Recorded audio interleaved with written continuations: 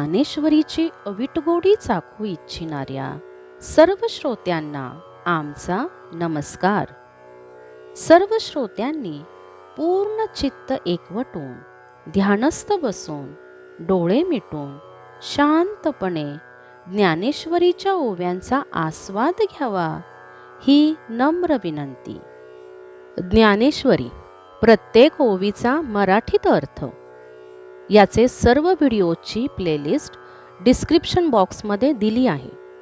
तरी आपला एखादा अध्याय किंवा एखादा व्हिडिओ पाहायचा राहिला असल्यास आपण प्लेलिस्ट उघडून सर्व व्हिडिओज पाहू शकता. तसेच येणारे सर्व नवीन व्हिडिओज पाहण्यासाठी आपण चॅनल सबस्क्राईब करू शकता. ज्ञानेश्वरीचे सर्व व्हिडिओज आपण जास्तीत जास्त शेअर करावेत जेणेकरून सर्व लोकांना ज्ञानेश्वरी श्रवणाचा आनंद घेता येईल. अध्याय 18 सर्व गीतार्थ संग्रहयोग भाग 12.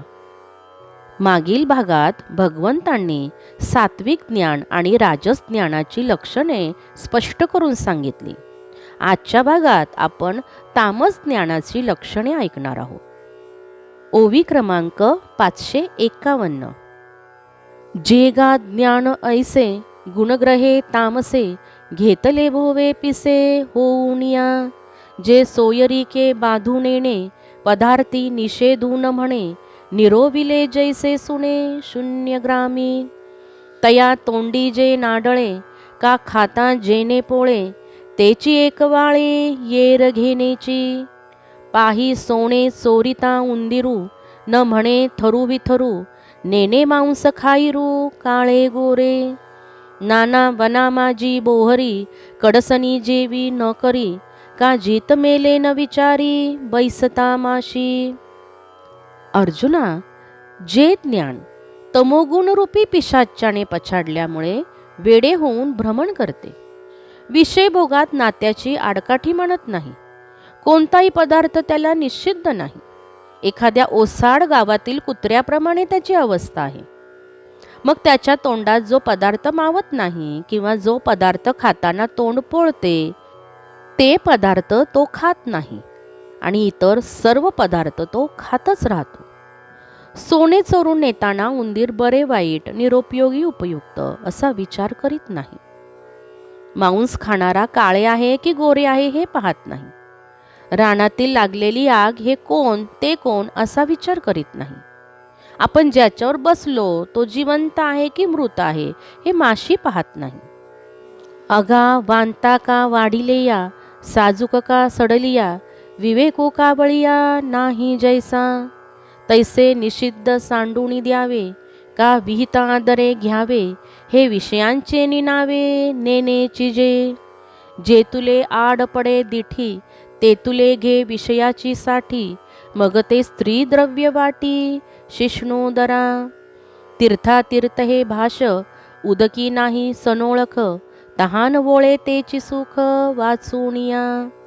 तयाची परी खाद्या खाद्य न म्हणे निंदा निंद्य तोंडा आवडे ते मध्य ऐसाची बोधू. अन्न ओकलेले आहे की ताजे आहे हे कावळा पाहत नाही. त्याप्रमाणे निषिद्धाचा त्याग करावा अथवा विहिताचा आदराने स्वीकार करावा हे विषयाच्या बाबतीत ते ज्ञान जाणत नाही. विषय भोगाच्या हव्यासाने घेता येईल तेवढे धनसंपत्ती हा घेतोच आणि मग त्याचा विनियोग विषय तृप्ती आणि क्षुधा यांच्या शांतीसाठी करतो. पाण्याने तहान भागेल ते सुख, यापेक्षा ते पाणी पवित्र अपवित्र या संबंधीची भाषा त्याला ओळखीची नसते. त्याचप्रमाणे खाण्यास योग्य आणि अयोग्य निंद्यानिंद्य हे ते तामस ज्ञान जाणत नाही. तोंडाला आवडेल ते पवित्र आणि खाण्यायोग्य अशी त्याची समजूत असते. आणि स्त्री जात तितुके त्वचेंद्रियेची ओळखे तिये विषयी सोयरीके एकाची बोधू. पै स्वार्थी जे उपकारे तयाची नाम सोयरे देह संबंधू न सरे जिये ज्ञानी. मृत्यूचे आघवेची अन्न आघवेची आगी इंधन तैसे जगची आपले धन तामस ज्ञाना. ऐसेनी विश्व सकळ, जेने विशोची मानिले केवळ, तया एके जाणे फळ देह भरण. आकाश पतिता निरा, जैसा सिंधूची एक थारा, तैसे कृत्य जात उदरा लागीची बुझे. आणि स्त्री जातीविषयी ती भोग्य वस्तू आहे एवढीच त्याची ओळख असते. तिच्याशी आप्तपणा करण्याविषयी ते तत्पर असते. तसेच जे आपल्याला उपयोगी पडतात तेच आपले नातेवाईक. ज्या तामस ज्ञानापाशी सोयरीक ही देहसंबंधाच्या नात्यावर असते ते मान्य नाही. सर्व जग मृत्यूचे अन्न आहे, सर्व पदार्थ अग्नीचे जळण आहे. त्याप्रमाणे तामस ज्ञानाला सर्व जग आपले भोग्य आहे असे वाटते. अशा रीतीने सर्व विश्व केवळ भोग्य विषयच आहेत असे तामस ज्ञान मानते. त्या तामस ज्ञानाला देहभरण हा एकमेव पुरुषार्थ माहीत असतो. आकाशातून पडलेल्या पाण्याला समुद्र हा एकच पर्याय असतो. त्याप्रमाणे तसे तामस ज्ञान सर्व कर्म मात्र उदरभरणासाठीच आहे असे समजते. वाचुनी स्वर्गू नरकू आथी, तया हेतू प्रवृत्ती निवृत्ती, ये आगविये चिराती जाणीवेची जे. जे देहखंडा नाम आत्मा, ईश्वर पाषाण प्रतिमा, यया परवती प्रमा ढळून येणे. म्हणोनी पडिलेनी शरीरे, केले निसी आत्मा सरे, मा भोगावया उरे कोण वेशे. ना ईश्वरू पाहता आहे, तो भोगवी हे जरी होये, तरी देवची खाये विकुणिया. गावीचे देवळेश्वर, नियामकची होती साचार, तरी देशीचे डोंगर उगे कासती. स्वर्ग किंवा नरक यांच्या प्राप्तीसाठी विहित आचरण आणि निषिद्ध आचरण क्रमशः 2 साधने आहेत. याविषयी ज्या ज्ञानास अज्ञान असते, कारण की 3.5 हात देह म्हणजे आत्मा आणि पाषाणाची मूर्ती हाच ईश्वर होय. या पलीकडे ज्याच्या तामस ज्ञानाच्या बुद्धीची झेप नसते आणि तामस ज्ञानाची अशी समजूत आहे की देह पडल्यावर आत्मा केलेल्या कर्मासह नाश पावतो, मग कर्माची फळे भोगायला येथे कोणत्याने शिल्लक राहतो, किंवा ईश्वर म्हणून कोणी आहे तो कर्मफळ भोगायला लावतो असे म्हणावे, तर तो तामस ज्ञानी मानलेले दगडाचे धातूचे देव विकून उदरनिर्वाह करतो. गावातील मंदिरातील देव खरोखर सृष्टीचे शासन करते असतील, तर ज्या डोंगरातील पाषाणाहून ते मूर्ती रूपाने घडले आहे ते डोंगर स्वस्थ का बरे बसतील. ऐसा विपाये देव मानिजे, तरी पाषाण मात्रची जाणीजे, आणि आत्मा तव म्हणिजे देहातेची. ये रे पाप पुण्याधिके, ते आगवेची करुणी लटिके, हितमाणी अग्निमुखे चरणे जे का.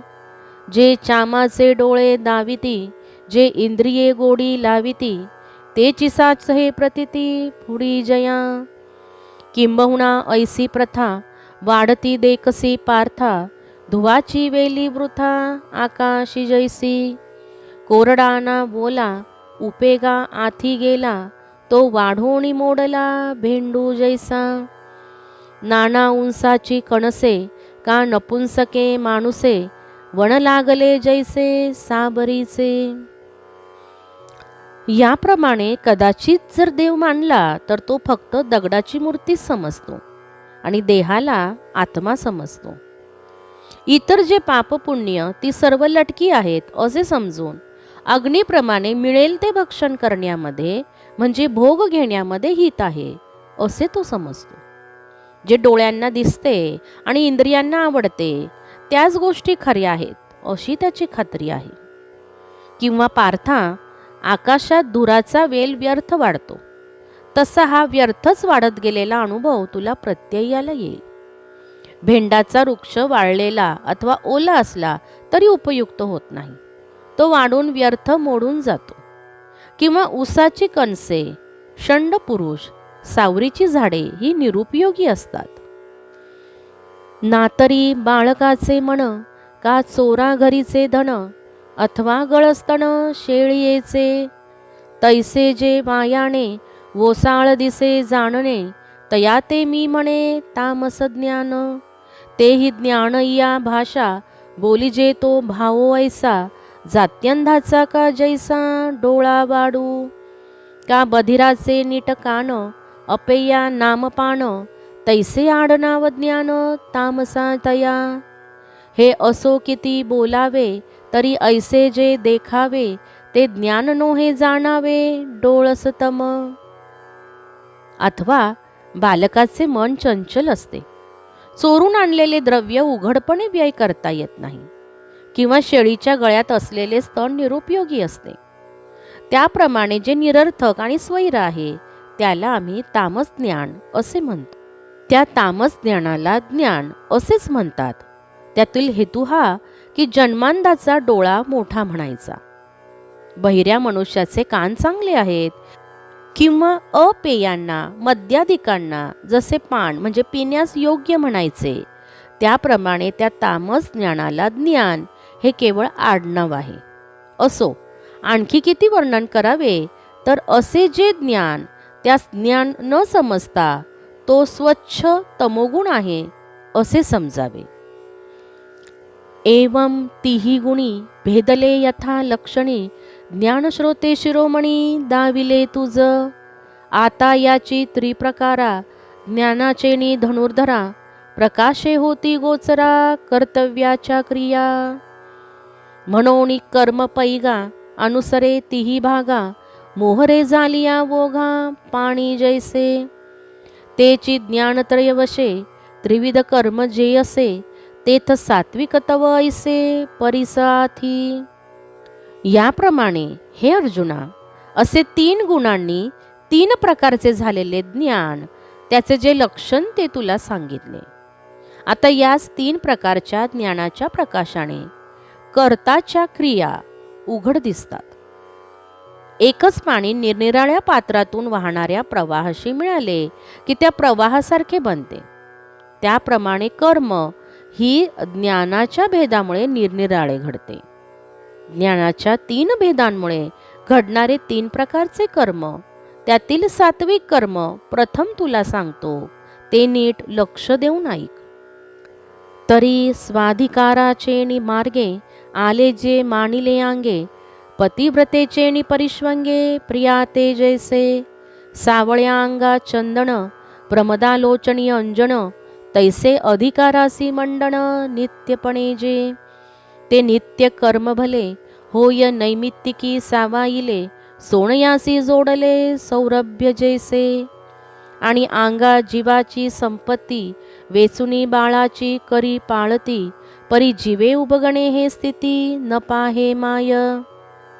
तरी पतिव्रतेच्या आलिंगनाने जसा पतीला संतोष होतो, त्याप्रमाणे वर्णाश्रम धर्माच्या मार्गाने उक्त असलेले जे कर्म ते स्वभावतः संतोषाने केले जाते. सावळ्या रंगाच्या शरीराला चंदन, स्त्रीच्या नेत्राला अंजन जसे शोभा देते, त्याप्रमाणे ते कर्म अधिकारानुरूप नित्य आचरले असता भूषण होते. नित्य कर्माला नैमित्तिक कर्माची जोड मिळाली की सोन्याला सुगंध प्राप्त झाला असता जशी शोभा येते तशी कर्माला शोभा येते. जसे शरीराचे प्राणाचे मोल देऊन माता बालकाचे पालन करते, परंतु मातेला मुलाचे पालन करण्याचा केव्हाही कंटाळा येत नाही. तैसे सर्वस्वे कर्म अनुष्ठी परी फळ न सुये दिठी. उखिता क्रिया पैठी ब्रह्मीची करी. आणि प्रिय आलिया स्वभावे सबळ उरे वेचे ठाऊये नवे. तैसे सत्प्रसंगे करावे पारुषे जरी. तरी अकरणाचे निखेदे द्वेषाते जीवी न बांधे. झालियाचे नि आनंदे फुंजो नेने. ऐसे ऐसिया हातवटिया कर्म निफजे जे धनंजया. जाण सात्विक हे तया गुणनामगा. ययावरी राजसाचे लक्षण सांगिजेल साचे.